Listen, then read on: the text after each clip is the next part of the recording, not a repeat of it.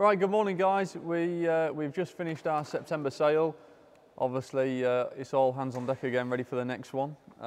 So it's sort of, well, we're into the second week now after the auction. So last week, extremely busy with collections, people coming in and picking up the goodies. Managed to get a little bit of room so that we can see a bit of floor again now, which makes obviously the process a lot easier than having to move a load of vehicles all the time. So into the second week, so hopefully, I'm hoping by the end of this week, all the solds should nearly be gone. And obviously making way for the new bits, which are arriving very quickly. So I'm just going to sort of give you a walk round of, I think you've seen obviously what happens just prior to an auction. Just going to show you what happens just after an auction, really getting ready for the next one, when the fun all starts again.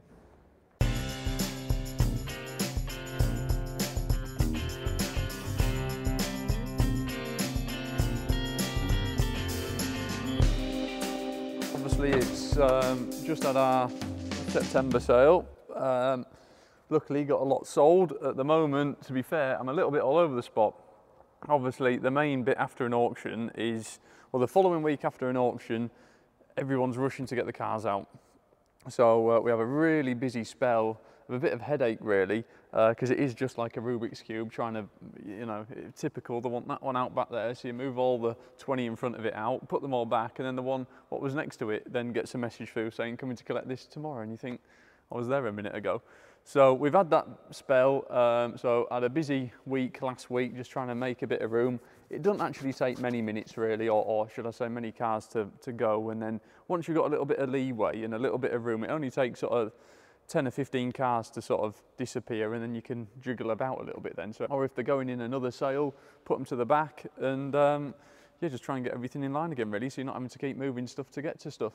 So yeah, I'm just on with bits which are new arrivals for the next sale, putting against the back wall, amongst with a couple of bits, not many to be fair, which haven't sold, which are obviously being re-entered into the October auction.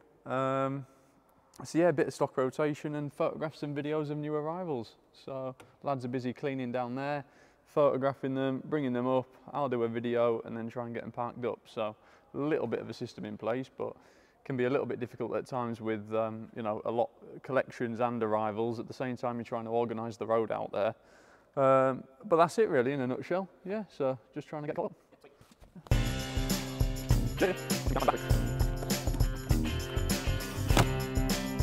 Lots of cobwebs in there. Right, in now. Oh, wrong one.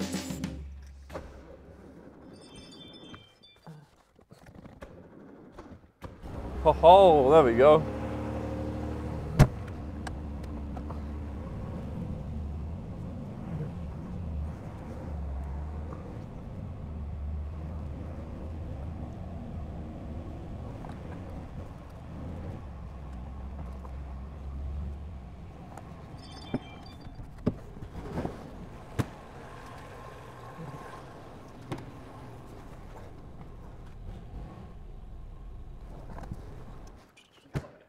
Oh no, yeah. A bit OCD, I like everything in line. Need to what? I think you need to do without what you need to fit in it. Oh no. I need something big in there really, but I haven't got anything yet. Just don't worry about me. That's it.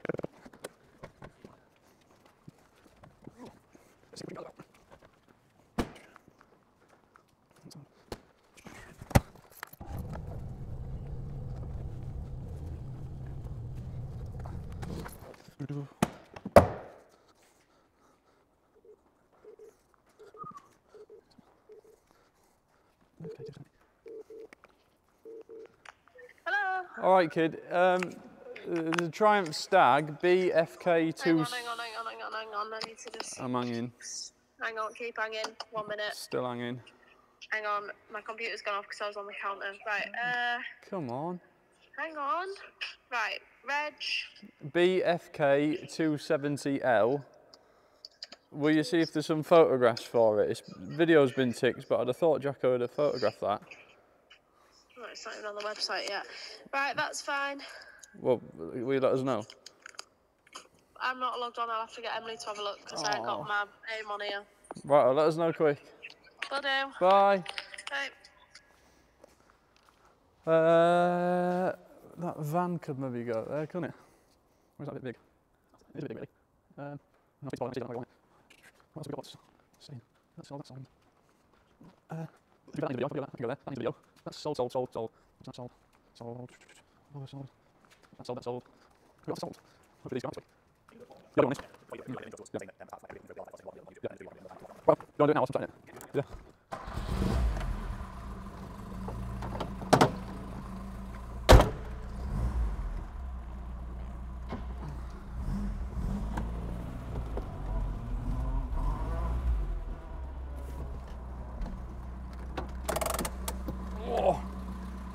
So like all the vehicles, guys, general sort of procedure, as you probably already know, lads have given it a clean off this morning, fresh sticker on it, find out a little bit of information if there is. It just helps me or whoever's doing the video just to speak a little bit more in depth about it.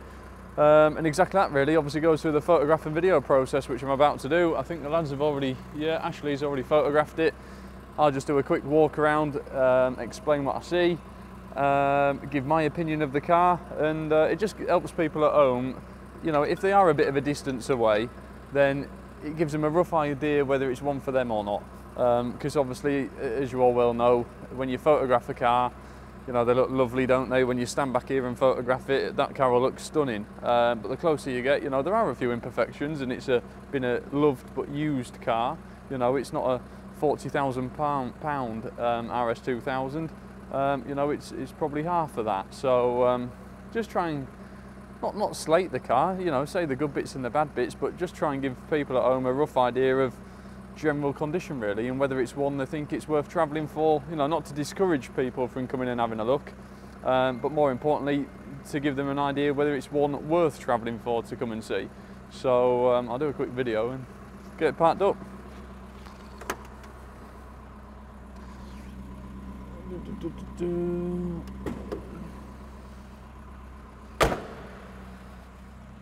We try and keep, I say we try, it's a bit tricky really, because there's nothing wrong with that engine there by the sounds of it, but on, you guys will know, when my phone picks it up, no matter how lovely and sweet the engine is, they never quite sound right on the audio. So there's an argument to say, do you have it running, don't you have it running? But most of the time we do have the cars running, just so people do know they've run. But yeah, it's always a bit of a, you know, that sounds nice and quiet there. It sounded nice when I moved it, but on video that'll sound awful and rattly, but you can't really do a lot about that. No. Oh, Amy's ringing me, hang on.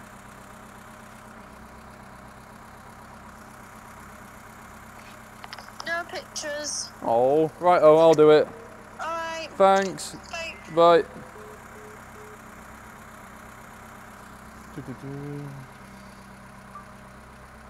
Right then, ladies and gentlemen, here we go. Look, the RS2000 just landed with us earlier on this morning, in for the next sale. Genuine car. There you go, look, genuine RS2000, tax and MOT exempt, 82,000 miles, 7 previous owners. Current owner has had it for 17 years, and the previous owner before that for 19, look, so that's really nice. 2-litre Pinto, standard 4-speed rocket box, full stainless steel exhaust, look, 4-to-1 manifold, Burton power unleaded cylinder head with hardened valve seats, polybushed, front anti-dive kit, and a K&N filter. Original standard airbox included in the boot, which I've seen.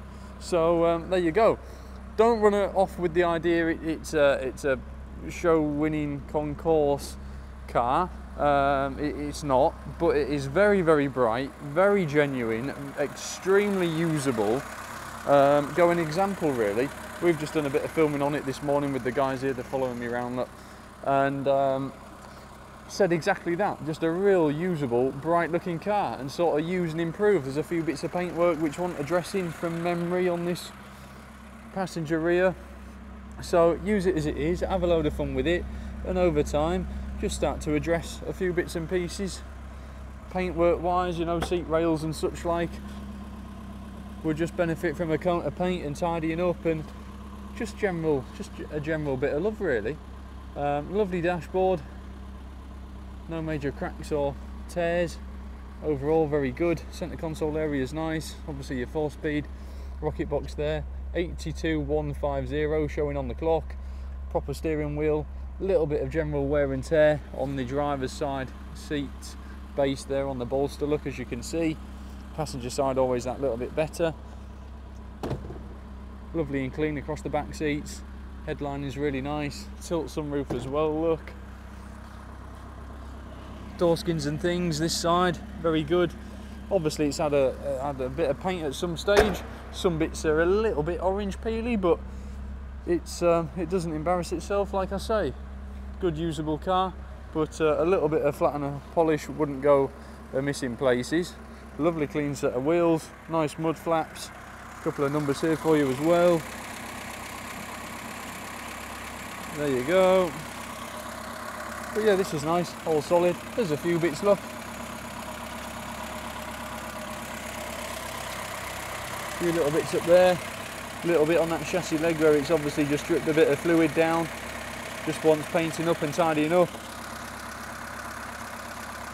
But there you go. Just gives the impression it's a real usable car. A little bit dry, just on the paintwork where the bonnet's been done. But there you go, certainly worth coming down and having a look at. Looks a real genuine thing. Corresponding rear window sticker there with the number plate as well, which is nice to see. Bristol Street Motors. So there you go. Good usable car. So please come down and have a look, guys. Obviously touch base with the office with regards to a bit of paperwork and they can let you know what we've got for it. Thank you. There you go. No, I completely make it up as I go along off the top of my head. No, I've got like a... It depends for each car really. The only sort of procedure is sort of start outside, a little bit under the bonnet, work your way around, you know, cosmetically, and then, yeah, in the interior and how it runs and a little bit of info, and I just make it up as I go along really. Otherwise, they can be really repetitive at times, you know, and that sort of general process. Yeah.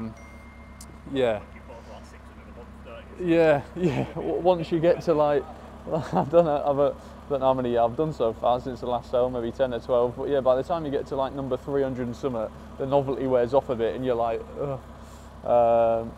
But it's just one of them things, isn't it? Got to be done, right? Yeah, got to be done. Right, I'll park it up somewhere. There you go.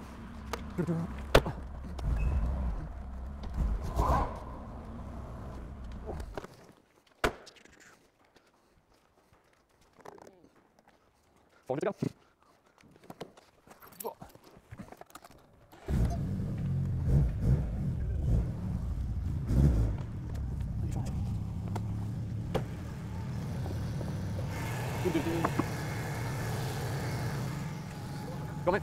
Yeah, another walk around video. Yeah, the Subaru. Yeah, a bit of a Colin McRae replica. Yeah, don't do out for me that. No, a little bit of a tricky one.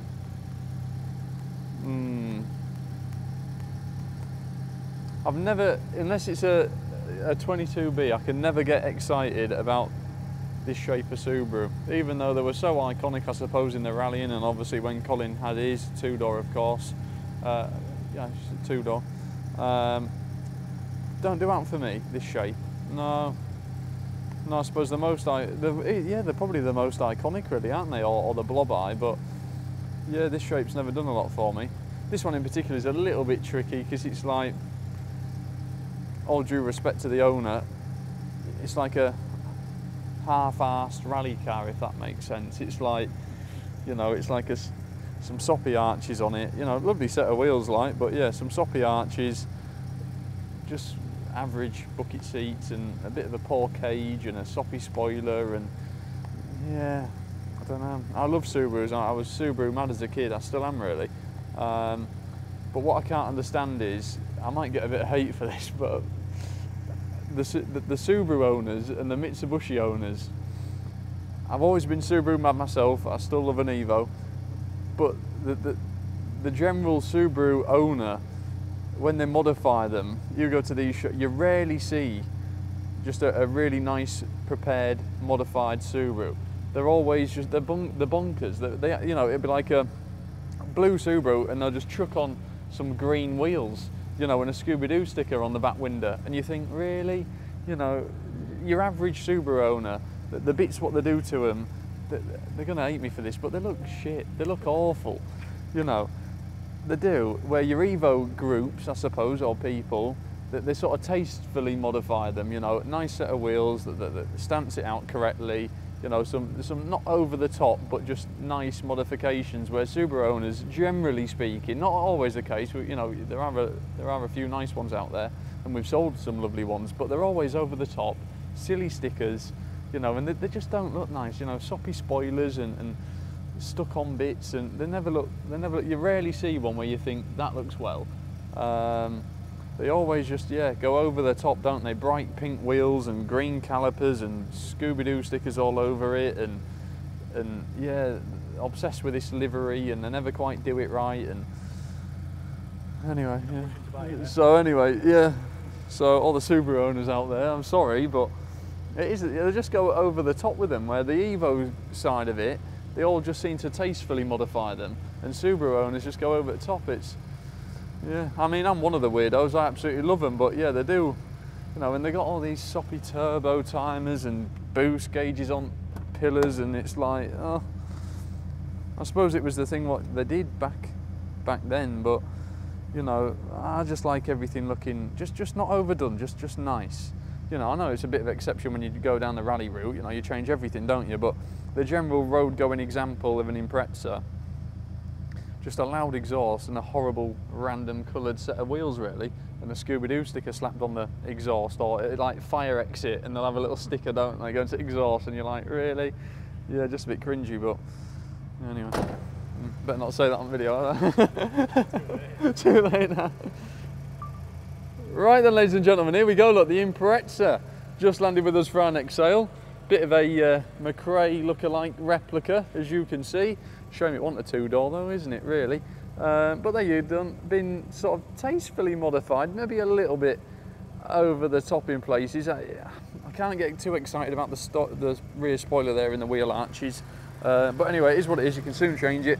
Fancy set of headlights and bits and pieces in there, as you can see. Upgraded intercooler and hoses and all sorts of bits. So, yeah, it's one you want to come down and have a good look round. One just generally wants a bit of love and tidying up under here, really. It looks solid enough. It does look very good, but yeah, just sort of generally wants tidying up. A few bits of leaks here and there from somewhere, and just wants a check over mechanically wise, I'm sure. You know, bonnet wants painting properly under there. Lovely clean set of wheels on it though. Wheels are very good. Yeah, spoiler, ideally you want to try and put the standard one back on, don't you? That doesn't do anything for me, that. Don't like the rear lights either. But anyway, if it were all the same, the world would be a boring place, wouldn't it? So obviously he's done it to his tasting. But yeah, there you go. Some Esparco bucket seats and harnesses in there. Bit of a cage. I think we got 85,525 showing on the clock. Isolator switch there, boost gauge, turbo timer, all the usual jazz. But yeah, there you go. It's a hopefully, oh yeah, a bit rough around there, look. Yeah, a few bits here and there, look. So yeah, no doubt we'll just want a quick once over under the bonnet, or a general tidy up, and yeah, quick check over mechanically. I can't see there being a lot wrong with it. I've just moved it round the shed and everything felt tight and okay, but do check. And yeah, I suppose you then change it and do a few little bits to sort of make it to your own taste, really, don't you? So yeah, there you go. Obviously paperwork and bits and pieces will be in the office with the paperwork, with the girls, sorry, should I say. So give them a shout, they can let you know what we've got for it. But other than that, guys, come down and have a little look. It's certainly a real head turner when you go down the road. I'm sure you'll get lots of looks. But yeah, there you go. Pop down and see what you think. Thank you. Oh, it's tricky talking about something what you're not really into.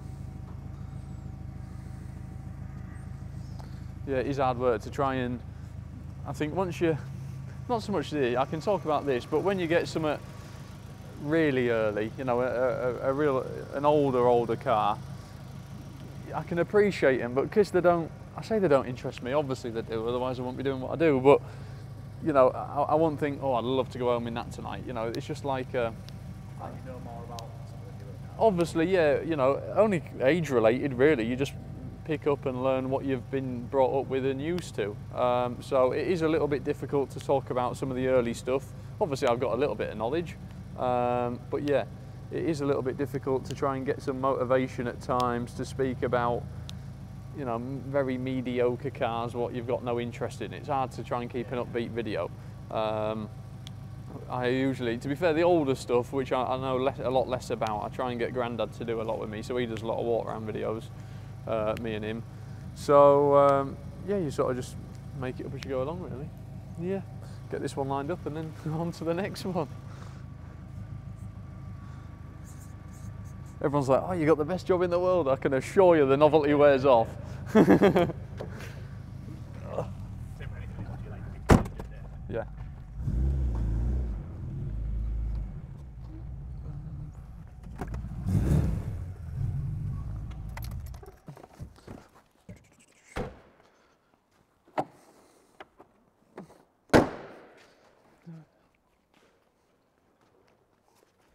I'll get some dinner in a bit then, yeah?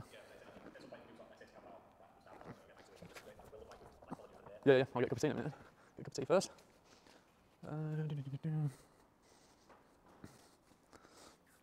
So in terms of photos, just to give you a bit of an insight, we basically have a, used to have to mess about and send it on WhatsApp or email and bits and pieces, but because we take so many now, we've got a app on our phone which links with the girls in the office.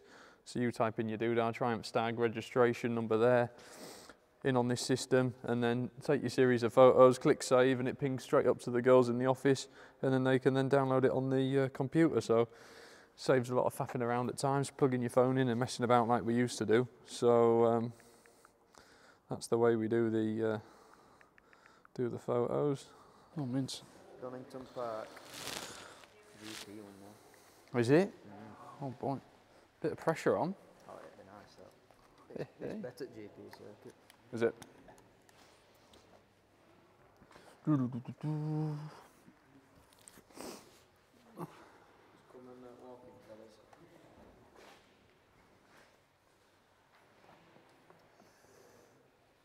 you're ready. So the Subaru, just been through our September auction. I don't think I dealt with this when it came in. It was, I think Dad was maybe dealing with it. I can't remember. We had a couple. We had an RB320, which was just sold, went out the other day. Similar sort of thing, nice example, low mileage. Same with this one, 28,000 genuine miles, so the owner says. And a real straight level car. I think. Oh, good that. So anything else like day to day that you do that we haven't got? Day to day.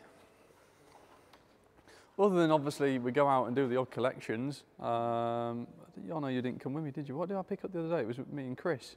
We picked up, anyway, whatever, I can't remember what it was now. Allegro or Maxi? Can't remember, but anyway, Maxi wasn't it? That was it, Maxi. So other than, we don't get out as often as we'd like because you just spend, you know, you lose a day, so you've got to try and catch that day back up again somewhere later in the week because we're that busy on site with everything. So yeah, other than the odd few collections, we don't get out as much as we'd like to. But yeah, day to day, it always changes. Obviously, a lot of it unloading and getting lads loaded up, logistic-wise. But yeah, it is cleaning, photo, video. It's quite repetitive, really, at times. Living the dream. Oh, completely. Loving it. Yeah, loving it. So yeah, no, there's now nothing too exciting happening on a day-to-day basis. But not every day's the same. It is and it isn't. You know, there's a lot of variety in obviously vehicles what arrive, so it's nice to see different bits and pieces show up. So yeah, there's always something where you think, oh, didn't think that'd happen today, and it does. So there'll be something, you'll miss it, won't you? It'll be typical. Yeah. Right guys, so there you go. You've had a little bit of an insight of what goes on after an auction. Nothing too exciting, just a lot of moving and photographing and videoing really.